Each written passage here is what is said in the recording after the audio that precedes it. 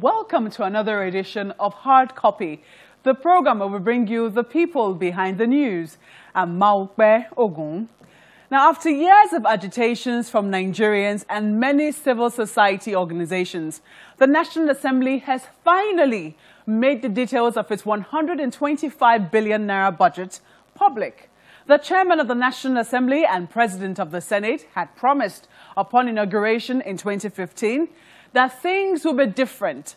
But the promised change has come at snail speed as details of the 2016 budget, put at 115 billion naira, were concealed from the eyes of the public. Why has it been so difficult to open up the National Assembly? And can the National Assembly truly justify its 125 billion naira budget? These are the questions I put to the Senate President, Dr. Bukola Saraki, who is our guest on Hard Copy.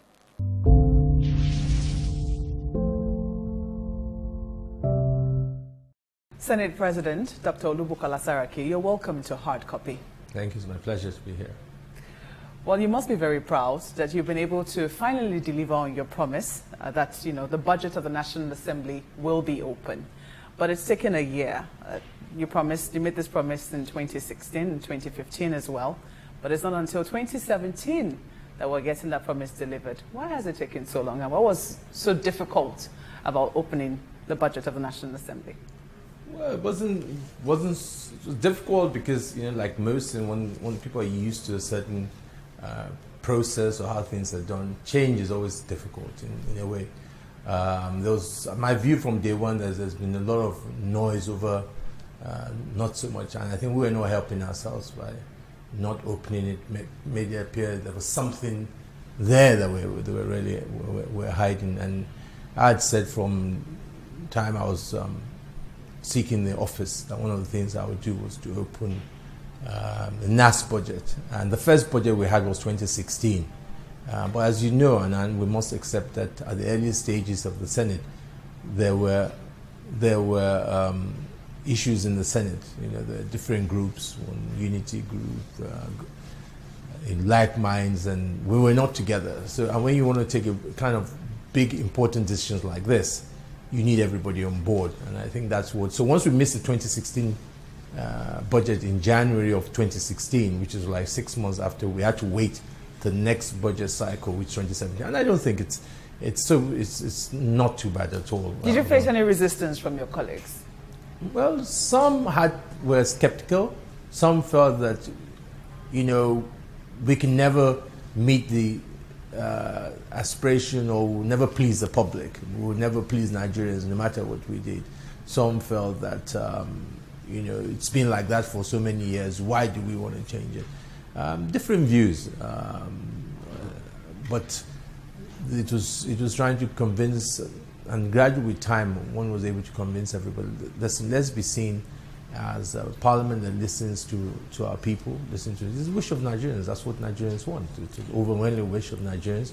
And that's what we all bought into. If that is the wish of Nigerians, we will do it, we will open it. We would also show that this Senate is different from previous ones. We've always said that we will leave a Senate that will definitely meet a lot of milestones that have never been achieved before, and that we will do that. I think the decision was final was everybody's, because in the National Assembly you got to carry everybody along, and at the end of the day, that's what we did. Well, for some people, they say that this is just the first step. They want more. I mean, the hashtag openness, I'm sure some of your aides will be able to tell you because you see them a lot on Twitter. Even you're on Twitter sometimes. But they are asking that the National Assembly do a lot more. They want the voice voting system replaced. They're also asking for a functional website for the attendance of members to be taken when they come to work. And they also want a review of NAS members' salaries and an audit of the funds received over by the National Assembly. Do you think they're asking for too much? No, I don't think so. I think that for them to be engaging us on those issues, first of all, must be a recognition that this is a National Assembly that will listen. These are things that have been on the board for 10 years. None of this has been achieved. So the fact that we have done, I think, the most difficult part of it, which is to do with the budget, issue of electronic voting is more of a technical issue in the sense that we must have put in place a system that makes it very easy to have electronic voting. Are you saying it's difficult? No, in the sense that the way it's been structured in the chambers, you have to kind of like inform members ahead to come with a voting card. We need to adopt it in such a way that there and there, if something comes up, you can easily have electronic voting, and that's a reconfiguration. I mean, that's not difficult. I don't think there's any. Some of the issues, I think people say them and think that there's some big resistance to it. Under this 8th Senate, most of us really are people of change and reform. We want to see our Senate being being able to do best practice everywhere in the world. So some of these things are things we should be doing. So it's not the push by the people to make us. We also believe that, you know, we'd like to see more case of electronic voting as opposed to voice voting, but we'll get there. I want to reassure Do you know how soon we'll get there? Well, I can't say, because as I said, it's more for how do we reconfigure the process. Because the process over the years has always been that when you become a senator or member, you have a voting card. Mm-hmm. So if you're voting normally before, it's okay, we're voting on a constitutional amendment tomorrow that needs voting card. All senators, please bring your card with us. What we need to put in place is a system where that is already configured. We just say, let's vote, and then you just vote. But what I want to assure Nigerians is that it is not a big issue. We're on the same page. It's now just making it happen. It's not there's a resistance in doing it.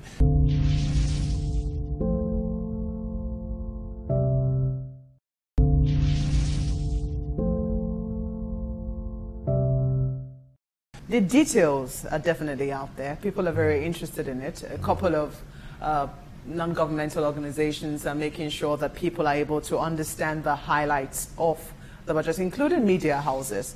Now, for some of them, the figures are not very flattering. Let's take, for instance, this particular line item. The Senate personnel line has a cost of 1.86 billion naira, close to 2 billion naira. But then you're seeing 25 billion naira for overheads, which implies, according to the breakdown we have here, that it costs about 229 million naira to service a senator annually. How does that, I don't understand how you do that. So we have this line item that says that the Senate personnel cost is 1.86 billion, but then overheads, which is a very broad heading, is 25 billion. Okay. Computing it, if you look at how many senators we have, and you calculate that per senator, as it were, even though I know you'll argue that that's not how it's supposed to be. But then it would seem that we're paying 229 million naira to ensure that we have one senator in the National Assembly. No, that's not being fair, because the money is not going to the senator. It's the cost of running an arm of government. It's not the senator.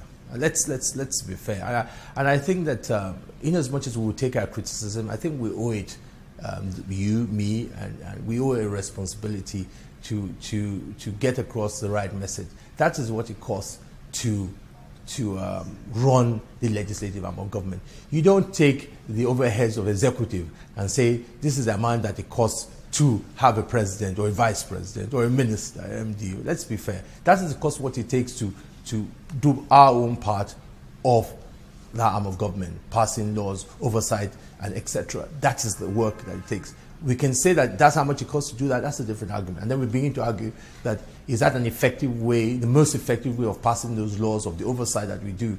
But to now personalize it to the senators, I think we're not being fair. But looking critically, do you think that the National Assembly can defend very fairly its 125 billion naira budget? It's 3% of the entire budget. Okay, 3%. 3% is a huge amount. Yeah, but if you now factor that against other areas of government, it's totally insignificant. I'm not as regards an arm of government. From where you sit, looking at our budget, we have about 5 trillion naira going into recurrent, and just a little above 2 trillion naira going to capital expenditure. Do you think that this system of government is sustainable? It is sustainable. I don't doubt that we can still be more efficient. Governments all over the world are not very efficient organs. First, even the best, even the most developed governments, even the US that we pride, and it's not an efficient government. But that does not mean that we cannot improve. where the problem is, because you're only looking at one factor, which is the expenditure line, and taking as a percentage of the total revenue line. Where the problem is in this country is the revenue, is the leakages. Let me give you an example. Just the other day, we passed a resolution saying that all MDAs should submit their budget. If you look at our independent revenue, in most countries, your independent revenues are almost the same as, should be about at least a third of your revenue. If we're really doing well, our independent revenue, for example, if you look at 2016, was as low as about 400 billion. The budget was about 1.5 trillion. Now, try and just imagine if we met budget on revenue. That means instead of doing 400 billion, we did 1.5 billion. Now, the percentages that are looking bad, all of a sudden don't look bad anymore, because your revenue now will have jumped up from 4 trillion to something like 6 trillion or 5.5 trillion, somewhere between there. Then your percentage will be better. It sounds nice, or I think if you're playing to the gallery, we can do that. But I think serious minded leaders must address what are the major issues. Yes, we should cut costs. But no matter how much cut you cut, apart from retrenchment, you cannot reduce that cost by a certain percentage. I'm saying this because I need to be honest and be very, very frank in the issues. I'm not saying that we cannot reduce some of the traveling, this, we can. But when you cut all that, maybe you might be able to shave off maybe another, 20%? I'm talking global now. That I'm talking executive, legislative, arm of government. If you truly want to cut costs, it's just like when you run a company. You can cut all the costs, but at the end of the day, you have to go to issue of retrenchment, which we know that is not an action they are likely to take. So I say to you, I say, fine, let us do that. But the area that we should be focusing on, all of us, is the leakages that are going on in revenue. But that's the thing. You just talked about how, the National Assembly just have oversight functions. Are they doing their oversight functions as properly as they should? Because if that were the case, why would an agency of government be inefficient? Especially the ones that make revenue. They're inefficiently, well, we are doing our oversight, but that is why I believe even the budget that we have, to be honest with you, you might not like this, the budget that we have is not enough in certain areas, honestly. Because think about it, we're meant to carry oversight on agencies like NNPC, like Central Bank, like some transport sectors, like just give an example of 53 agencies. And if you look at the capacity, these are specialized areas. These are areas that, if you want to catch them, you must have people that really know their business. A National Assembly has people with broad-based background. Doesn't mean that most of them are specialized in those areas. You got to pay good money for people to be specialized in those areas. But we have not got there yet, because I believe that anybody who wants to come to equity must come with clean hands. We first need to win the confidence of Nigerians to know that we're truly committed in bringing results. Because unless that, just like somebody who is working, you need to win the confidence of people to say that, yes, we need to properly fund you. But I think over the years, because Parliament or National Assembly, over the years, since the beginning of our political history, has not yet won the confidence of Nigerians. People sometimes wonder, what are they doing there? Unless, if you want your democracy to stabilize, if you want to build on it, you want to strengthen your government, we have to strengthen the Parliament. Not Saraki, not Dogara. We will come and go. But those institutions, that is the strength of our democracy. Because I'm just giving you an example. As you rightly said, are we doing oversight? We're doing it. Is it enough? Probably not. Because if it is enough, as you rightly said, some of these things that we have seen over years, where our independent revenue is still so low, should not happen. And we will do our best under my lead in the 8th Senate. I promise you that you will see a difference on those areas. And when we do it, we need support of Nigerians, because we're going to be stepping on very powerful people in doing that. People who are used to that. That is why you see people, they want to go and be executive of agencies. Some of them would prefer that being ministers. Because in those areas, very little level of accountability is done. They have huge budgets, they spend it, and they are below the radar.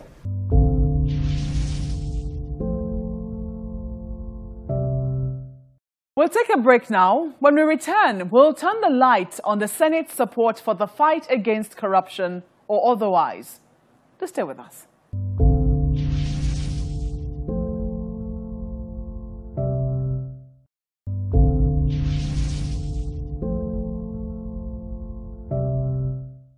Welcome back. Deterrence or punishment? That seems to be the debate surrounding the war against corruption in Nigeria today. Where does the Senate and its president stand?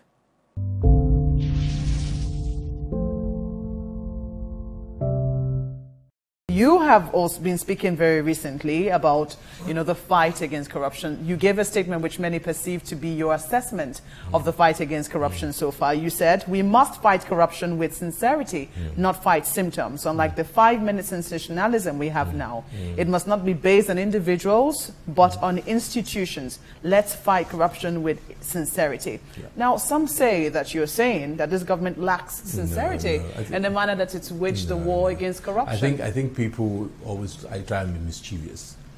Are they? Oh, yeah. Let me tell you why. Because there's no doubt at all that this administration led by Buhari has done the best so far in the fight against corruption. Even if it's just the fact that it is a front burner issue.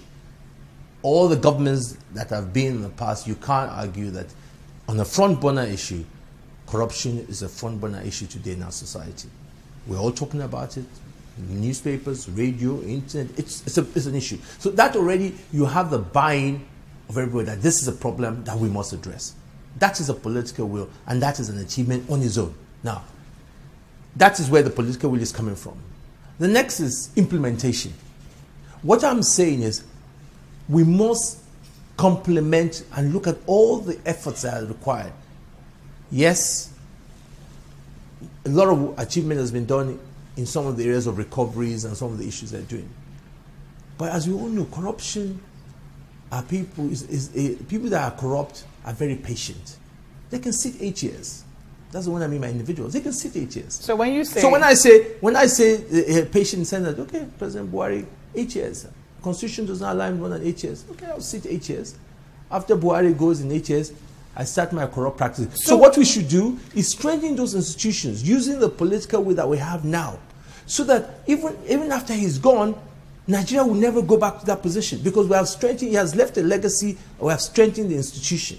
But what did you mean when you say we should fight with sincerity? In the sense that let us address the issues that might not be front pages. For example, what are those reforms? For example, training of officers, increasing the capacity of proper investigation. Those are things, as you're doing it, the public really, it does not excite them. You will never report it. But because they're not issues. If I give you the issue that, ICPC or EFCC tomorrow are doing a training on this, and I tell you what, next day EFCC or ICPC has some ministers of it, I'm sure that's what will be reported. What I'm saying is that there are some things when you do reforms that they are quiet, they are slow, but they are more effective. So the point is that we should also spend more time to look at what are the problems. The issue is institution. When you talk about institutions, the National Assembly, especially the Senate, has been accused of blocking some of the institutions that should help fight this war against corruption. You talked about, in that same speech, you talked about how the National Assembly is going to pass the Whistleblower Act, Whistleblower Protection Act. You also talked about a number of other mutual assistance, process of crime, special courts. But the only one which you gave a date for was the Whistleblower Protection Act, which you say might be passed in July. No, there are four there. There are four of them. Let me take it one by one. Mutual assistance already been laid. So that's like next week we'll pass that. That's why I didn't give a date for that, because if you are following activities in the Senate, that's almost like it's almost done. The report has been done, it's been laid. I think it's scheduled for next week. Why the whistleblower? I'm giving a date because it hasn't been finished yet. So I've given a target to the committee to make sure that by the next 2 weeks they finish their work and then they bring it to late. The process of crime, we debated that this week. That has gone to committee level, and that again we hope will come back in a maximum of a few weeks. The other one has to do with constitutional amendment, as is going to be sent to it. So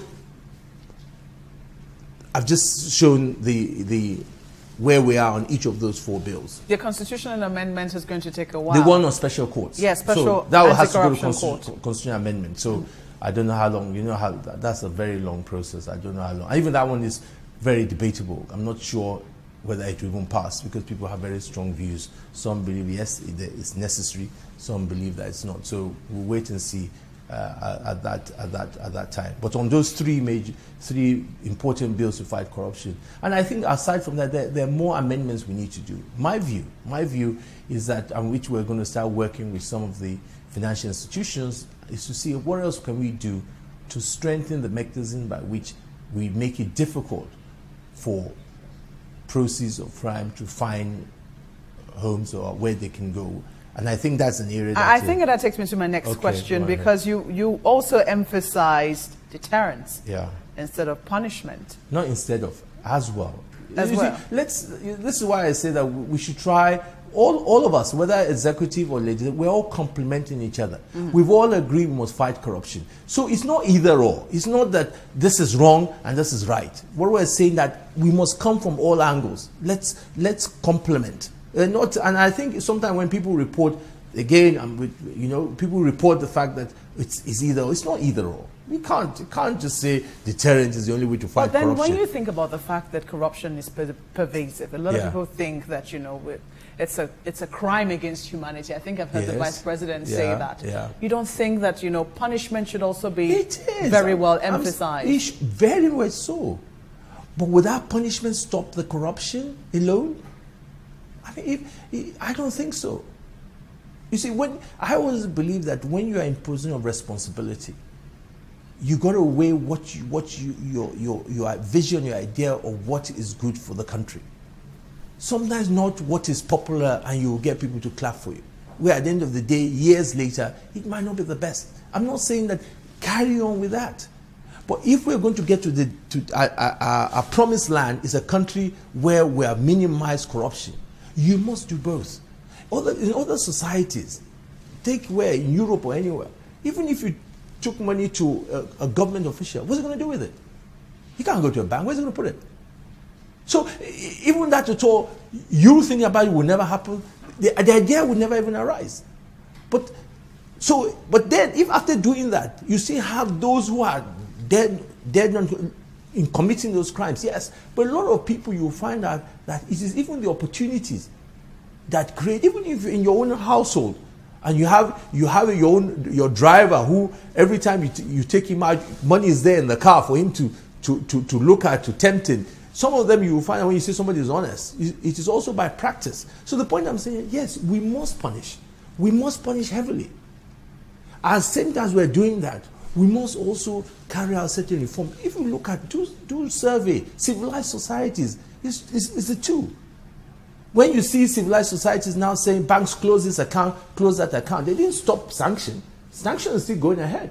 But they're doing that also to prevent. It reduces cases. Because when they look at this as a high risk, have regulations that stop those high risk people even coming to do business with you. Did not say stop sanction. I'm not saying stop sanction. I'm saying we should do both.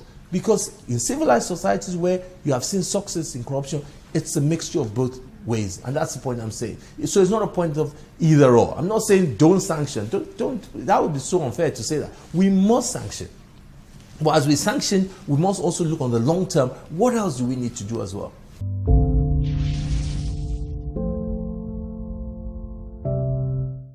And so, part 1 comes to an end. Do watch out for part 2 next week. In the meantime, we hope to hear from you. Please use the address on your screen. Thank you for watching tonight. I'm Maupe Ogun. See you next week.